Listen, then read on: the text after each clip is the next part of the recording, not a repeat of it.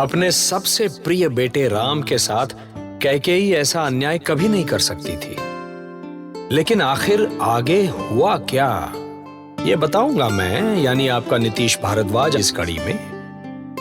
कैकेयी को मंथरा पर ऐसा क्रोध आया कि जैसे उसे उठाकर राजमहल के बाहर फेंक दे।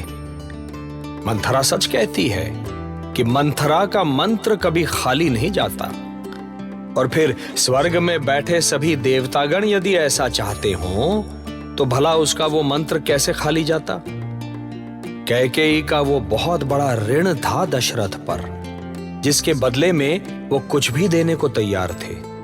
पर क्या उसके बदले कैकेयी महाराज से इतना बड़ा अधर्म करने को कह सकेगी?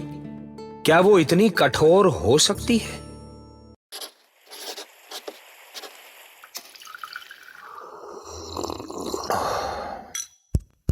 Fever stories. झूठ कहूं तो पाप लागे रानी, पर राम के वनवास के बिना भरत के युवराज होने का कोई अर्थ ही नहीं है। छी छी, ऐसी ऊंची बातें मैं महाराज से कैसे कहूंगी मंथरा? तो क्या तुम ये चाहोगी कि भरत युवराज होकर भी राम की चाकरी करे? चलो चलो मान लेती हूँ। हाँ, पर महाराज मेरी बात क्यों मानेंगे भला? उन्हें क्या पड़ी है कि मेरे पुत्र के लिए वो रघुवंश की परंपरा तोड़ दे? तुम्हें तो उनसे मांगने का अधिकार है। कैसा अधिकार? क्यों भूल गई रानी? तुम्हारे 2 वरदान आज भी उधार है महाराज पर, है ना? झूठ कहूं तो पाप लागे। देवासुर संग्राम को याद करो। कुछ याद आया रानी? हैं? याद आए महाराज के दिए हुए 2 वचन?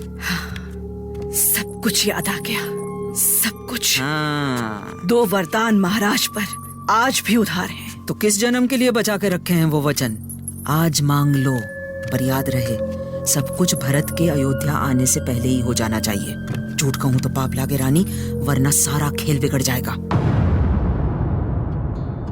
और मंथरा का मंत्र काम कर ही गया। अब इधर कैकेयी मंथरा के रंग में रंग चुकी थी और उधर महाराज दशरथ के मन में कुछ अशुभ आशंकाएं उठने लगी थीं। उनका दिल जोर जोर से धड़क रहा था।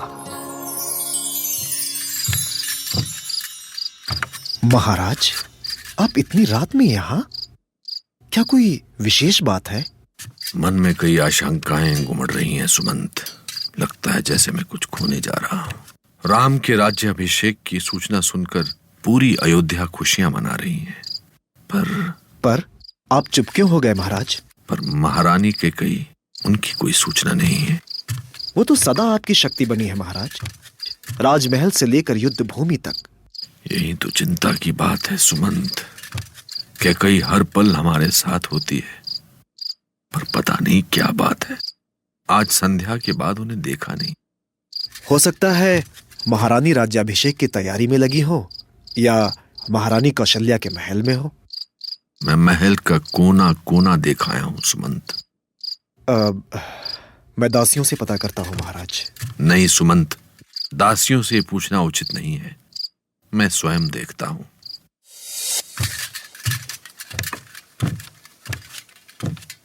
पूरा राजमहल तो प्रकाश से जगमगा रहा है, पर महारानी कैकेयी के कक्ष में अंधेरा।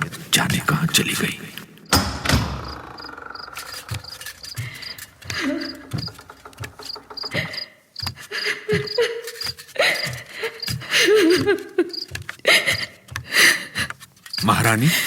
महारानी कैकेयी,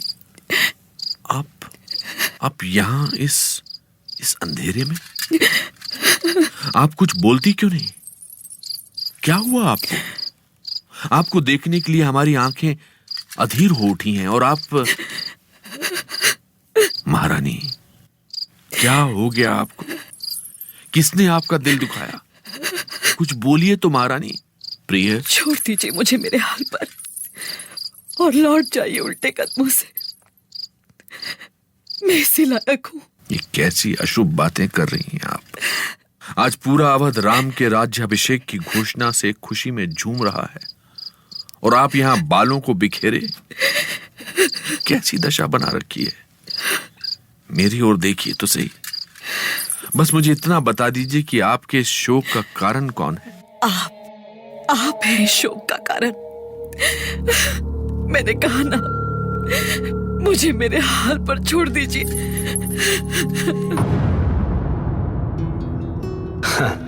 पुरुष के भाग्य और स्त्रियों के स्वभाव को कोई समझ ही नहीं सकता, तो दशरथ कैसे समझते? अपने मन की सच्ची भावनाओं के साथ राम के राज्याभिषेक की घोषणा करके वो जो कर सकते थे वो कर चुके थे, और अब कैकेयी की बारी थी। पर वो जो करने वाली थी उसकी कल्पना तो दशरथ को स्वप्न में भी नहीं थी। कितना प्रेम दिया था उन्होंने कैकेयी को, सभी रानियों से बढ़कर, और वो थी भी इसी योग्य। पर आज ऐसी घड़ी में वो अपने किए का पुरस्कार इस तरह मांगेगी, भला ये दशरथ कैसे सोच सकते थे? इसे सुनेंगे हम रामायण की अगली कड़ी में।